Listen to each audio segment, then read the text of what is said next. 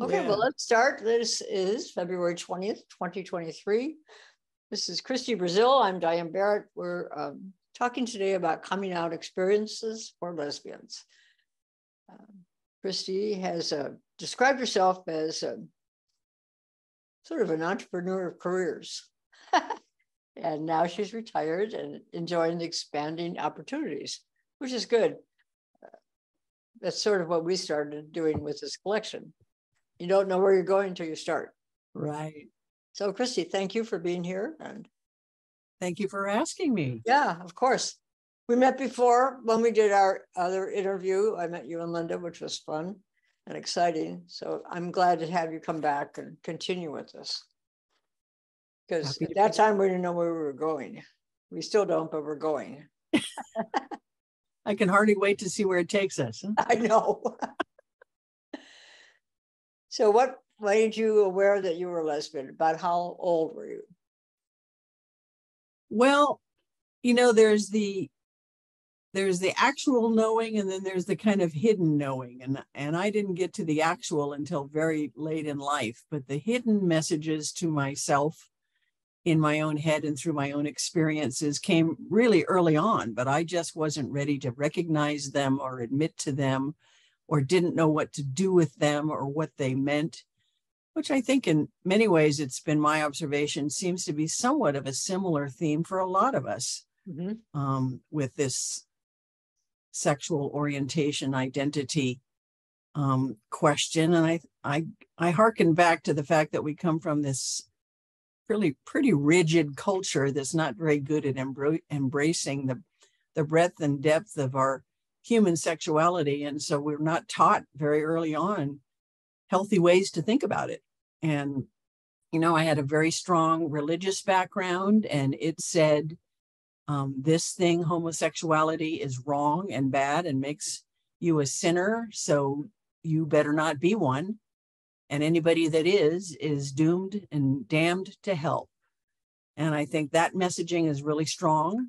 There's a lot of subtle messaging that I remember early on. It could be anything from television commercials to overhearing conversations by my parents that told me that, you know, if you are inclined to this way, you better not go there because it's not going to be good. But, you know, in retrospect, when I look back, I had attractions to girls a lot more than I ever did boys. I forced myself to be attracted to boys, I think, because I thought it was the way I was supposed to go. Right. But the bottom line is there were girls that I liked and had feelings about, but I always pushed it down. I suppressed it. I repressed it. I denied it over and over and over again for a very long time in my life.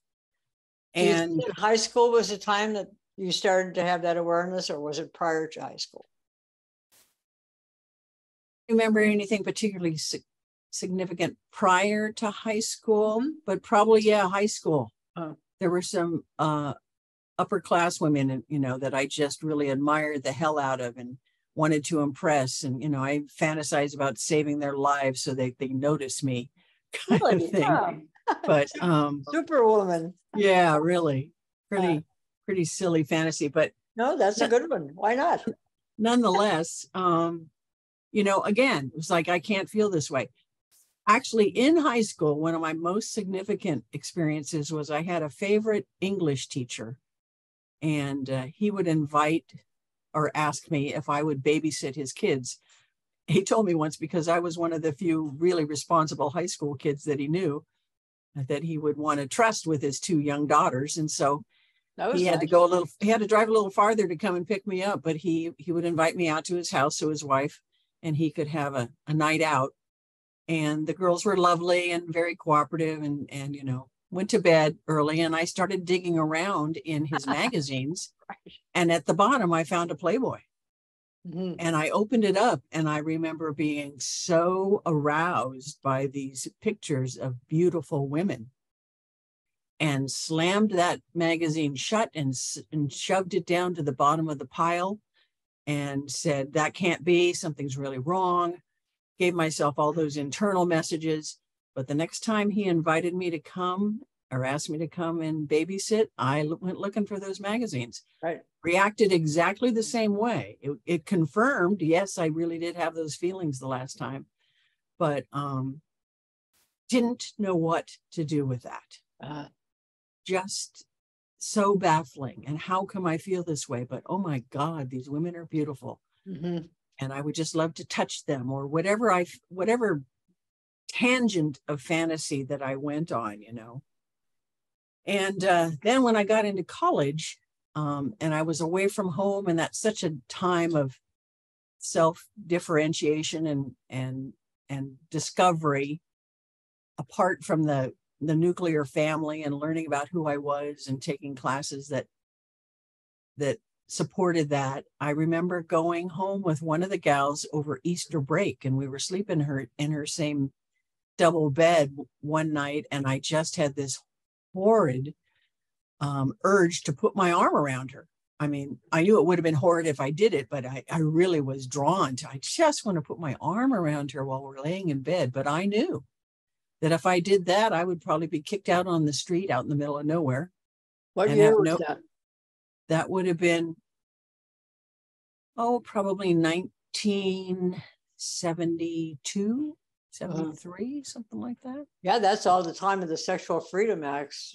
And I remember being in the train station in Illinois and seeing two women get off the train and hold hands. And that was in the 70s. Shocking, huh? I was like, whoa, maybe I shouldn't move. I should stay in Illinois, but I came to California. But so, you know, thoughts and ideas, but knowing that acting on them would be so punished in ways that I probably couldn't even imagine. But I knew the messaging. I had heard it all my life. And so, you know, I constantly denied, repressed. I was married got married in 1970. No, that would have been before 70. That would have been early 70, 1970 probably, because I got married in 72, and I was married for 7 years. Very nice man, but there was no great passion. I think he had served 2 tours in Vietnam, and he had his own kind of injuries going on emotionally, I think. And we were both just looking to settle down and do the thing we were supposed to do. And so we got married, and we bought a house. But our marriage wasn't anything great. It wasn't bad. He never abused me or hurt me physically or emotionally, but it was never very strong. I remember. Did you meet him in college? No, he was actually the cousin of my roommate, who she was marrying his cousin.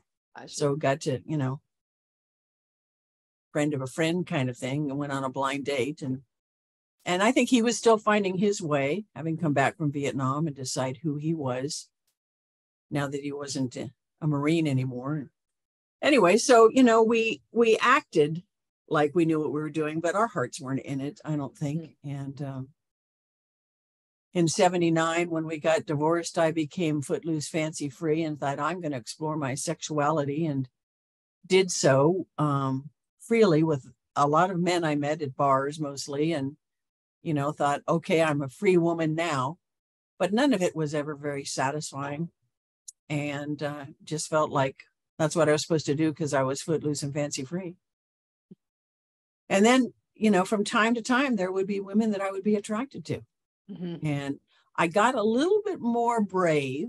And every once in a while, I would kind of tiptoe around a conversation like, so do you think maybe, is there any possibility that you might want to explore our relationship? You know, whatever awkward way I might have said it. And most of them were really very sweet and said, yeah, that's not me. Or no. Or don't you look back and wonder what that was about now? I know maybe now. They just couldn't say what it was about for them. Yeah. Well, I knew what it was about, but I just didn't know how to approach it. So, you know, time went on. And what I finally realized when I came out at the age of 65, after I had retired, is that much of the time I chose to totally deny this because I was afraid for my job. And I was the only person that was making income for me. There was no chance I was ever going to get any support from family or parents. They just didn't have money to help me out. The times I did lose jobs, it was a struggle to find a new one. And I finally did, and I got by, but I was penny pinching a lot of times. And I just hated the idea of not being able to support myself and didn't want to put that in jeopardy, which I thought it would be if I came out, because I just didn't know sometimes what corporations or businesses would feel about things, about that. There's no assurances. And it's still, I mean, I've had friends say to me, well, things are a lot different now. And I want to say, not as much as you might like. Right. That's right. And I want to say, I don't think you're really paying attention to what's going on right now in the year 2023. That's not that different than in the 1960s or the 70s or the 80s when, I was growing up and becoming my real self. So, but once I retired and I realized I didn't have that cloud hanging over me of I'm accountable to a job and they could hurt me financially if they don't like what or who I am, there was a shift in my consciousness that upon reflection now I can say was pretty dramatic. And I was kind of like in a big exhale of, right. Oh, I think I'll really, really look at this now. And so I started reading some books. I joined a meetup group called Foothill Late Bloomers here in this in the Valley area, which I thought, and it described themselves as women late in life exploring their gender selves and orientations. And we got together for coffee once a month at Le Bou or someplace, and we talk about what we thought it meant to be a lesbian. I mean, it was blind leading the blind, amateurs. You were brave. Many of them were women that had been married, raised families, gotten divorced, had grandchildren, but were ready to say, I think there's something more. And initially with them and for myself, I was saying, I think I'm bisexual. And for me, that was like a bridge that was going to be good enough to be not there and not there, but I could kind of cross it and, I wouldn't be bad or abnormal or all the things that I defined lesbianism as. And so I announced to them I'm bisexual, but I continued. How did they receive that? Oh, they were fine. They were, everybody was kind of in, you can be anything you want. We don't care. We're all exploring this together. And they would have some social activities that I ended up never really going on. But then I had some really close friends that I was willing to start talking to, straight friends that I would say, I'm exploring the fact that I think I'm gay. And a couple of gay friends that I said, so I need some sponsorship here. I need somebody to help me walk through this process because I don't even know how to do this. And they were both great women, and I trusted them implicitly. And so I talked to them and, talked to them about how to go about dating and, and then I think I went to a coming out group at the local gay and lesbian center, which was kind of cool. And, they gave us at the end of each session, they'd give us a little bit of homework and, like you'd have to promise, what are you going to do this week? Oh, I'm going to put an ad on Match.com and, different than anything I ever have. Go back and report, that kind of thing. Anyway, I was talking to one of these women, gay women that was kind of sponsoring me through the process. And I said, yeah, I'm pretty sure I'm a bisexual. And she said, well, Christie, let's review that. Let's look at the time that you had feelings about so-and-so. And what about the time you had feelings about this one? And how about the time you had the feelings you did about this one? And I said, yeah, those are all true. And she goes, so have you felt that way about men? And I said, no, not really. Not yet. She goes, and it sounds to me, I said, yeah, it sounds to me like I'm just a garden variety lesbian. I actually went back to that group of late bloomers and I announced, we had a dinner one night at a restaurant. I said, well, ladies, I have something important to tell you. Turns out I'm not a bisexual, I'm a lesbian. And one of the gals just blurted out, yes, bisexuality, the gateway drug to lesbianism. Right, I heard that. I've also heard commitment to nothing. Yes. Anyway, so that was kind of it. And then this one gal that was sponsoring me through this said, Christie, you'll know for sure when you meet someone. Yeah. And you have specific experiences and they're not fantasies anymore. And they're not wonderings. And I did run an ad on Match.com of all places that I had run ads for straight men forever and never gotten any kind of response. And maybe Really? They saw through the facade and knew, yeah, she's kryptonite. But I dated a couple of women, and then Linda was the third person that I met. And because of her background and having been a lesbian all her life, and created the newspaper for gay and lesbians that was so powerful and so life-changing here in the Sacramento area. She had not been in a committed relationship for about 20 years. She had just kind of shrugged her shoulders and said, yeah, I guess this is what it's going to be, but it's not bad. I got friends, I got stuff. I got my dogs, She's interesting. Yeah. And she's a character, and we hit it off.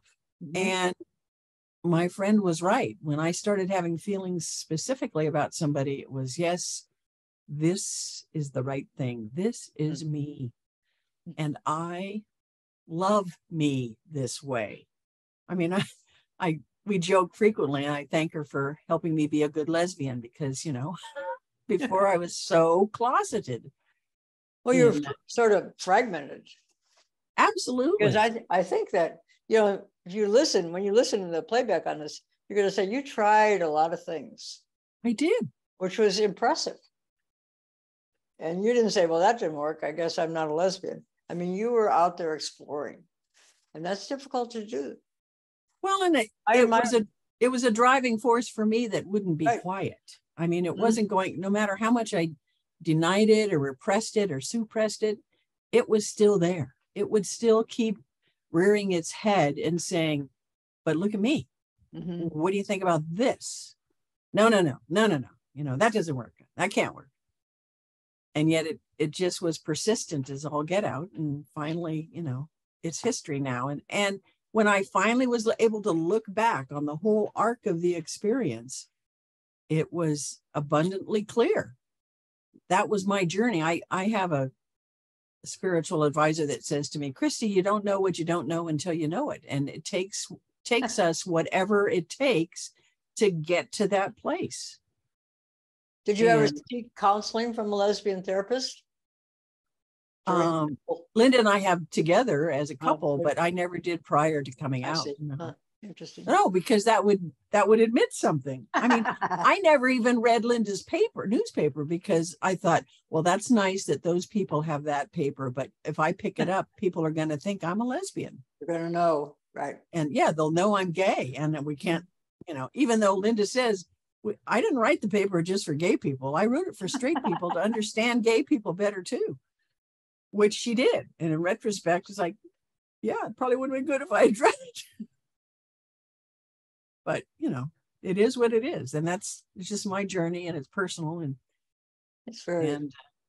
I've never been happier. Just like I said, I'm thrilled to be retired as much as I'm thrilled to be, an out lesbian who's happy to share in a public way, my process, because if it helps others, then so be it. Were you raised with a rigid religious background?